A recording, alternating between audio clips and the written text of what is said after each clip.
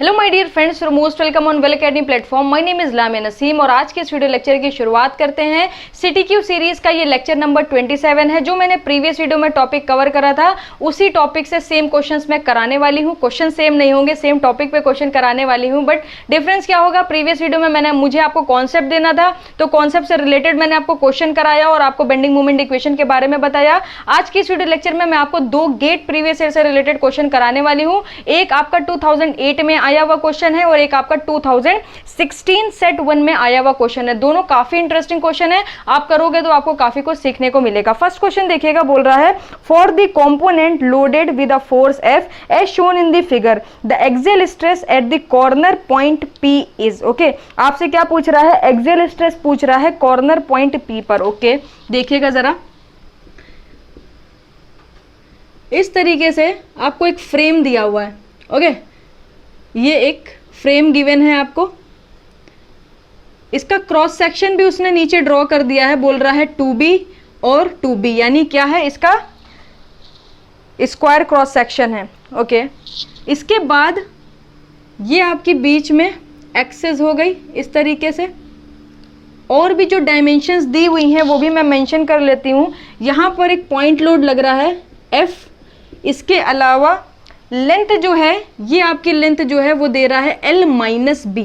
Okay, ये length आपकी कितनी है, L-B है। ओके, इसके बाद क्या बोल रहा है, इसके बाद बोल रहा है ये पॉइंट P पर आपको बताना है। ओके, ये पॉइंट P पर आपको बताना है, और ये जो लेंथ है, ये लेंथ आपकी कितनी है, L है।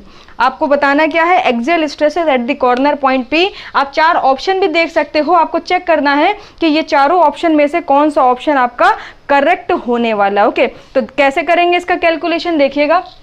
अगर मुझे पॉइंट P पर टोटल एक्सियल स्ट्रेस निकालनी है तो हमें देखना पड़ेगा कि इस इस F फोर्स की वजह से इस पर्टिकुलर फ्रेम में क्या क्या चीज़ें हो रही होंगी। तो इस फोर्स को मैं क्या करती हूँ, यहाँ पर शिफ्ट कर लेती हूँ। तो जैसे ही आप इसको वहाँ पर शिफ्ट करोगे, ओके, तो इस तरीके से आपने ड्रॉ करा, ये आपकी एक्सेस हो गई। जब आप इस F फोर्स को यहाँ पर शिफ्ट करोगे तो अब F फोर्स आपका कुछ इस तरीके से आपको नजर आने वाला है। और जब आप फोर्स को शिफ्ट करते हो तो यहाँ पर खड़े होकर आप एक मोमेंट भी लोगे, और मोमेंट का जो डायरेक्शन होगा वो क्या होगा, वो आपका हो जाएगा क्लॉकवाइज, क्योंकि यहाँ पर खड़े होगे तो क्लॉकवाइज डायरेक्शन में आपको मोमेंट मिलने वाला है। और इस मोमेंट की वैल्यू क्या होगी, फोर्स इंटू परपेंडिकुलर डिस्टेंस होता है। तो फोर्स तो F है और परपेंडिकुलर डिस्टेंस L-B है, तो ये हो जाएगा F इंटू L-B। ओके, और यहाँ पर इसकी टोटल लेंथ कितनी है, इसकी टोटल लेंथ आपकी L है। यहाँ पर आपको बताना है टोटल एक्सियल स्ट्रेस, ये P पॉइंट आपको दे रहा है। अब प्रॉब्लम क्या है, यहाँ पर अगर आप देखोगे इस पॉइंट पर तो ये दो चीजों को ऑब्जर्व करने वाला है, दो चीजों को। एक तो इस पे एक्सियल स्ट्रेसेस डेवलप होंगी just because of this force F, क्योंकि ये क्या लग रहा है, क्रॉस सेक्शन के परपेंडिकुलर डायरेक्शन में लग रहा है। दूसरा, ये बेंडिंग स्ट्रेस भी डेवलप करेगा, फील करेगा, बेंडिंग स्ट्रेस भी इसके अंदर आएगी। क्यों आएगी, क्योंकि यहाँ पर एक मूवमेंट आ रहा है और ये मूवमेंट इसको किस डायरेक्शन में बेंड करने की कोशिश करेगा, ये मूवमेंट इसको इस डायरेक्शन में बेंड करने की कोशिश करने वाला है। तो ये कुछ इस तरीके से आपका बेंड होगा, ये कुछ इस तरीके से आपको बेंड दिखने वाला है। ओके, क्योंकि ये इधर डायरेक्शन में मूवमेंट लग रहा है ना, क्लॉकवाइज डायरेक्शन में, तो यहां पर इसको इस डायरेक्शन में बेंड करने की कोशिश करेगा। तो यहां पर पॉइंट जो P है उस पे आपकी बेंडिंग स्ट्रेसेस भी आएंगी और एक्सियल स्ट्रेसेस भी आएंगी। तो अगर आपको टोटल एक्सियल स्ट्रेस चाहिए तो आप देख सकते हो, अब यहां पर एक्सियल स्ट्रेसेस जो होंगी वो पॉजिटिव होंगी, क्योंकि क्रॉस सेक्शन पर अगर आप बैठोगे तो ये जो फोर्स है ये away from the cross section जा रहा है, तो यहां पर टेंसाइल स्ट्रेसेस डेवलप होंगी, तो ये हो जाएगा load upon area. Okay, load upon area हो जाएगा। आपको यहां पर जो एक्सियल स्ट्रेसेस मिलेंगी वो मिल जाएंगी लोड अपॉन एरिया से। इस क्रॉस सेक्शन का एरिया बस आपको पता होना चाहिए। वैसे तो ये क्रॉस सेक्शन का एरिया आपका सर्कुलर नहीं है, ये भी आप ध्यान रखिएगा। यहाँ पर आपको दे रहा है ये स्क्वायर है, मगर यहाँ पर मुझे बस आपको दिखाना था, इस वजह से मैंने इसको इस तरीके से कर दिया कि ये जो फोर्स है ये क्रॉस सेक्शन के परपेंडिकुलर है। अब वो सर्कुलर है कि नहीं है वो सेकेंडरी है, बस उससे एरिया में फर्क पड़ने वाला है। ओके, इसके बाद अगर मैं बात करूं, जब भी कभी हम लोग बेंडिंग स्ट्रेस को देखेंगे कि बेंडिंग स्ट्रेस डेवलप हो रही है तो हमें उसके भी नेचर को चेक करना पड़ेगा। तो ये जो कपल है ये इसको इस तरीके से बेंड करने की कोशिश करेगा करेगा तो पॉइंट P जो है वो क्या फील करेगा, वो टेंसाइल स्ट्रेसेस फील करेगा, और यहाँ पर जो पॉइंट होगा वो कॉम्प्रेसिव स्ट्रेसेस फील करेगा। इसका मतलब इसकी वजह से जो बेंडिंग स्ट्रेसेस डेवलप हो रही हैं वो भी आपकी क्या होंगी, पॉजिटिव होंगी। इस बात का खासा ख्याल रखिएगा।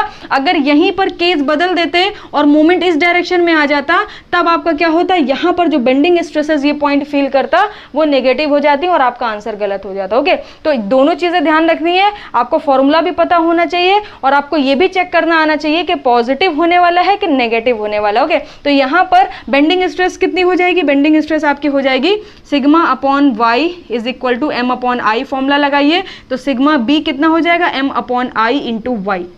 तो ये हो जाएगा m upon I into Y. Okay, अब आपको सिर्फ इतनी वैल्यू को कैलकुलेट करना है। अब अगर मैं एक्सियल स्ट्रेस की बात करूं तो यहाँ पर लोड कितना है, F है, और अगर मैं एरिया की बात करूं तो ये क्रॉस सेक्शन आपको गिवन था, इसका एरिया हो जाएगा आपका 2b into 2b। Okay, plus कर दीजिए। अगर मैं मोमेंट की बात करूं, मोमेंट आपको दिया है, ये कितना है, F into L minus B into Y की अगर मैं बात करूं तो कितना हो जाएगा, बी हो जाएगा। ओके, ये आपकी न्यूट्रल एक्सिस हो जाएगी, यहां से यहां तक का सफर कितना होगा, वाई होगा, वो जो कि आपका बी हो जाएगा अपॉन। ओके, अब यहां पर इनर्शिया कितना होगा, moment of inertia B D cube by 12, तो 2b into 2b cube upon 12। Okay, चलिए सॉल्व करते हैं इसको। तो ये हो जाएगा f अपॉन 4b स्क्वायर। अब यहां पर जरा देखिए, प्लस f, ये हो गया एक b से एक b कैंसिल आउट कर दीजिए, ये हो गया l माइनस बी। यहाँ पर क्या बचा, यहाँ पर बचा b क्यूब इंटू 2, एक एक्स्ट्रा रखा हुआ है और इससे 8 मिल जाएगा अपॉन 12। ओके, अब यहाँ पर आप इसको सॉल्व कर सकते हो, 4 2 ज़ा 8, 4 3 ज़ा 12, अब ये 3 ऊपर चला जाएगा। ओके, तो ये हो जाएगा f upon 4b square plus 3f l minus B upon, यहाँ पर कितना बचा, 4 2 ज़ा 8, 4 3 ज़ा 12, आपने कैंसिल आउट करा। अब ये 2 और ये 2 मिलके क्या बना देंगे, 4b क्यूब बना देंगे। अब अगर यहाँ पर मैं f अपॉन f कॉमन ले लूँ और 4b क्यूब को कॉमन ले लूँ, ओके, तो यहाँ पर 4b स्क्वायर है तो यहाँ पर आ जाएगा b प्लस यहाँ पर आ जाएगा 3 times of l minus B. Okay, अब इसको थोड़ा सा आप कैलकुलेट करो तो आपको मिल जाएगा f अपॉन 4b क्यूब, अंदर क्या बचेगा, 3l माइनस 3b, तो ये हो जाएगा 3l minus 2b। Okay, this is your final expression. अब एक बार जरा चेक कर लेते हैं हम लोग, एक बार जरा ऑप्शंस को चेक कर लेते हैं, हमें क्या क्या ऑप्शन दिए हुए हैं। तो यहाँ पर f upon 4b cube 3l minus b, हमारा 3l माइनस 2b आया। आप जरा ढूंढिए 3l माइनस 2b कहाँ है, ऑप्शन डी जरा देखिए, ऑप्शन डी को ऑब्जर्व करिए, ऑप्शन डी और हमारा आंसर मैच कर रहा है, इसका मतलब option D is your correct answer. Okay, option D is your correct answer. तो आप देख सकते हो कैसे मैंने इस क्वेश्चन को पूरा सक्सेसफुली सॉल्व करा, धीमे धीमे कैलकुलेशन करी ताकि कोई भी मिस्टेक मुझसे ना हो। ओके, चलिए आगे चलते हैं, नेक्स्ट क्वेश्चन मैं आपको कराती हूँ। नेक्स्ट क्वेश्चन देखिएगा, नेक्स्ट क्वेश्चन है बोल रहा है simply supported beam of length 3l is supported to the loading as shown in the figure. आप डायग्राम देख सकते हो, आपको गिवन है it is given that p is equal to 1 newton, l is equal to 1 metre and Young modulus e is equal to 200 giga pascal.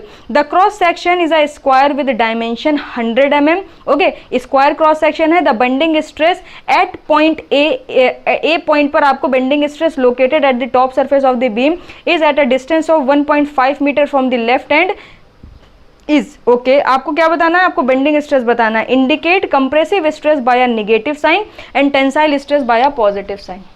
आपसे क्या बोल रहा है, आपसे बोल रहा है कि एक बीम है, ओके, एक बीम है इस तरीके से और यहाँ पर एक पॉइंट है ए, यहाँ पर एक पॉइंट ए ले लिया है जिसकी लेफ्ट सपोर्ट से जो डिस्टेंस है वो कितनी है, 1.5 मीटर है। ए पर आपको बेंडिंग स्ट्रेस बतानी है और बोल रहा है कि टेंसाइल को पॉजिटिव कंसीडर करिएगा, कॉम्प्रेसिव को नेगेटिव कंसीडर करिएगा। अगर मैं यहाँ पर देखूँ तो दो फोर्सेस लग रहे हैं, एक यहाँ पर पॉइंट लोड लग रहा है P, एक यहाँ पर पॉइंट लोड लग रहा है P। ओके, उसके बाद जो डिस्टेंसेस दी हैं L डिस्टेंस दी है, यहाँ पर भी आपका एक सपोर्ट है, यहाँ पर भी आपका एक सपोर्ट है। ओके, उसके बाद जो दिया हुआ है वो आपको दिया हुआ है LL। यहाँ से यहाँ तक की डिस्टेंस L, यहाँ से यहाँ तक की डिस्टेंस L, और यहाँ से यहाँ तक की डिस्टेंस L। आपको सिग्मा B की वैल्यू यहाँ पर फाइंड करनी। कैसे फाइंड करेंगे इसके ऊपर हम लोग थोड़ी सी चर्चा करते हैं। अगर ये पॉइंट A है तो इसे B कंसिडर कर लीजिए, इसे C कंसिडर कर लिया। बेंडिंग स्ट्रेस अगर आपको निकालनी है तो A पर, पॉइंट A पर बेंडिंग मोमेंट भी आपको पता होना चाहिए। अगर आपको बेंडिंग मोमेंट पॉइंट A पर निकालना है तो आपको दोनों में से कोई एक रिएक्शन फोर्स पता होनी चाहिए, क्योंकि बेंडिंग मोमेंट होती है आइदर साइड की कंडीशन। अगर आप इधर से बेंडिंग मोमेंट लेना चाहते हो तो B पर रिएक्शन पता होनी चाहिए, इधर से बेंडिंग मोमेंट लेना चाहते हो तो C पर रिएक्शन पता होनी चाहिए। ठीक है, सारी चीजें यहाँ पर, ये आपका रोलर सपोर्ट यहाँ पर दिया हुआ है। ओके, ये आपका रोलर सपोर्ट है यहाँ पे। तो हम क्या करते हैं, हम यहाँ पर खड़े होके मोमेंट ले लेते हैं और यहाँ पर सबसे पहले रिएक्शन फाइंड कर लेते हैं, RB हमारा कितना होगा। तो देखिएगा जरा, summation of moment at point C is equal to 0, तो ये हो जाएगा RB इंटू 3L, थोड़ा total perpendicular distance L plus L कितना हो गया, 3L हो गया, प्लस करिए P into 2L। Okay, L plus L ये हो गया 2L। फिर यहाँ पर इसका जब आप मोमेंट लोगे नेगेटिव में मिलेगा और ये हो जाएगा P into L is equal to 0। सारे के सारे आपने फोर्सेस कंसिडर कर लिए। तो ये हो गया 2PL, ये हो गया माइनस PL। अब ये 2PL से PL चला जाएगा तो PL बचेगा, तो RB की वैल्यू कितनी आ जाएगी, ये आ जाएगी माइनस PL अपॉन 3L, ये हो जाएगा माइनस का P/3। RB आ गया। अब क्या करते हैं, A पर मोमेंट निकाल लेते हैं, क्योंकि जब तक A पर मोमेंट नहीं पता चलेगा बेंडिंग स्ट्रेसेस फाइंड नहीं कर पाएंगे। तो यहाँ पर आप देखिएगा, यहाँ पर आप खड़े हुए हो, यहाँ से यहाँ तक की डिस्टेंस कितनी है, 1.5L है। ओके, 1.5L है, तो ये हो जाएगा। अब यहाँ पर अगर आप देखोगे, ओके, तो ये माइनस P/3 क्या रिप्रेजेंट कर रहा है, इस पे जो रिएक्शन फोर्स आएगी वो ये डायरेक्शन में आने वाली है, और ये डायरेक्शन में आएगी तो कितनी हो जाएगी, P/3 हो जाएगी। नेगेटिव साइन के अकॉर्डिंग मैंने क्या करा, डायरेक्शन चेंज कर दी। तो आप इसका जब मूवमेंट लोगे तो ये मिलेगा minus P/3 into 1.5L। Okay, इसके बाद जब आप इसका मूवमेंट लोगे तो ये प्लस मिलेगा P इंटू, अब 1.5L में से जब आप L माइनस कर दोगे तो 0.5L हो जाएगा। ओके, इसके बाद क्या इधर कोई फोर्स है, नहीं, बिल्कुल भी कोई फोर्स नहीं है। 1.5/3 कितना हो जाएगा, 0.5 PL हो जाएगा, वो भी नेगेटिव का, और ये हो जाएगा 0.5 PL, वो भी पॉजिटिव का। ओ माय गॉड, दोनों वैल्यूज आपकी क्या हो गई हैं, सेम हो गई हैं, और दोनों क्या है, एक पॉजिटिव है एक नेगेटिव है, दोनों आपस में कैंसिल आउट हो जाएंगी। मोमेंट क्या आ गया, ए पर 0 आ गया। जब मोमेंट ए पर 0 आ गया तो क्या आप किसी कैलकुलेशन की जरूरत बची, बिल्कुल भी नहीं। यहाँ पर बेंडिंग स्ट्रेस होती है M/I इंटू Y, जब यही टर्म आपका 0 हो गया तो बेंडिंग स्ट्रेस क्या होंगे ए पर, आप देख सकते हो डायरेक्ट 0 मिल जाएंगी, कोई भी कैलकुलेशन की जरूरत नहीं है। ओके, तो आई होप आपको ये दोनों क्वेश्चंस अच्छे लगे होंगे। मैं अपना 100% एफर्ट देने की कोशिश कर रही हूँ कि मैं आपको अच्छे से अच्छा समझा पाऊँ, अच्छे से अच्छे क्वेश्चन आपके सामने रिप्रेजेंट कर पाऊँ। मेरी नज़र में प्रीवियस ईयर के क्वेश्चन बहुत इंपॉर्टेंट है, आप अच्छे से प्रैक्टिस करो, 3, 4, 5 बार, जितनी बार भी आप प्रीवियस ईयर के क्वेश्चन लगा पाओ अच्छे से लगाओ, क्योंकि 60-70% पेपर आपको प्रीवियस ईयर से ही मिल जाएगा। जो कॉन्सेप्ट आपके प्रीवियस ईयर में पूछे जा रहे हैं उसी कॉन्सेप्ट से रिलेटेड क्वेश्चन आते हैं, सेम क्वेश्चन आपका रिपीट नहीं होता। ओके, मगर कॉन्सेप्ट आते हैं तो फिर एक ही कॉन्सेप्ट पे कितने भी क्वेश्चन बना दिए, क्वेश्चन आप कर ले जाओगे। तो इस पर्टिकुलर वीडियो में कहीं पर कोई भी प्रॉब्लम हुई हो कमेंट सेक्शन में लिख के जरूर बताइएगा। थैंक यू सो मच, मैं मिलूंगी आपसे नेक्स्ट वीडियो में नए क्वेश्चंस के साथ।